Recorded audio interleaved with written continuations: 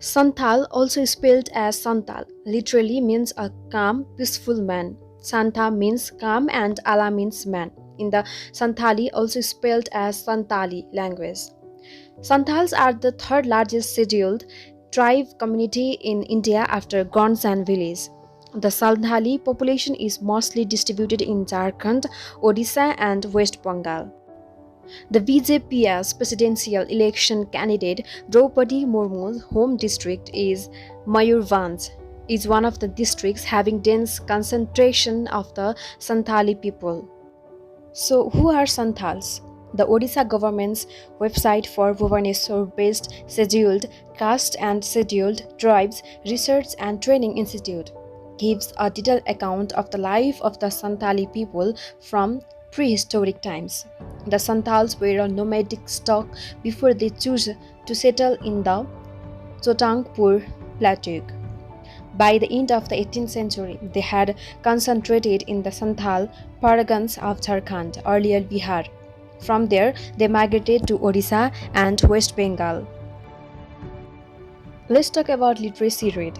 Tribal communities outside the Northeast generally have lower levels of literacy, but the Santhals have higher, a result of a pro-school education awareness since at least the 1960s.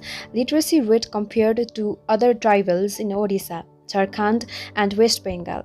Many of the community have entered the creamy layer of Indian society.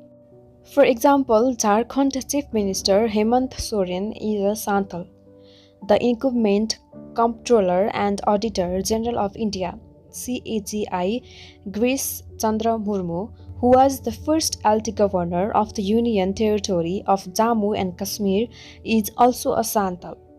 The current Union Jal Shakti Minister Biseswar Tudu, the Lok Sabha MP from Droupadi Murmu home district Mayurbhanj, is from the Santhal community.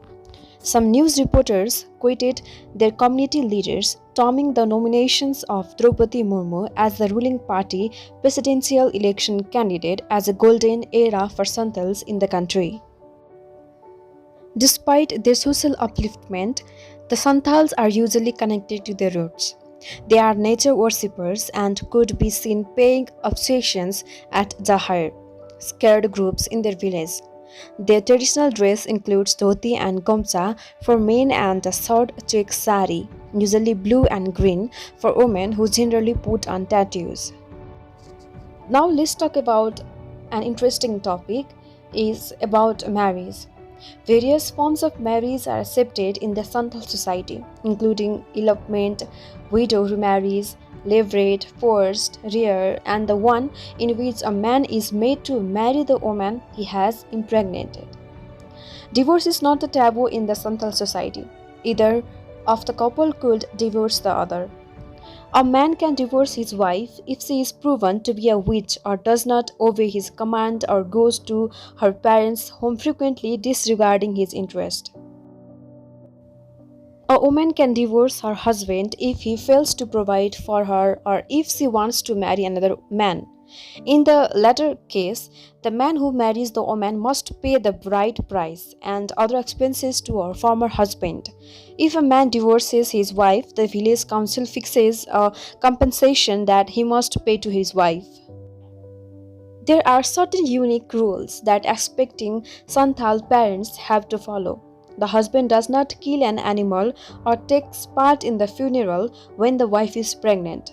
The wife does not go out into the forest unaided by somebody and does not mourn or weep the death of anybody during her pregnancy. Santhals are fond of their folk song and dance that they perform at all community events and celebrations. They play musical instruments like kamak, dhol, sarangi, and flutes. Most Santhals are agriculturists, depending on their farmlands or forest. Their homes, called olaha, have a particular three-color pattern on the outer walls. The bottom portion is painted with black swale, the middle with white and the upper with red. So here the interesting thing is that the river Damodar holds a special place in the religious life cycle of Santhal. When a Santhal dies, his or her ashes and bones are immersed in the Damodar for a peaceful afterlife. Their tribal language is called Santhali, which is written in a script called Ol Chiki. developed by Santhal scholar Pandit Raghunath Murmu. Santhali, written in Oitiki script, is recognized as one of the scheduled languages in the 8th schedule to the Constitution.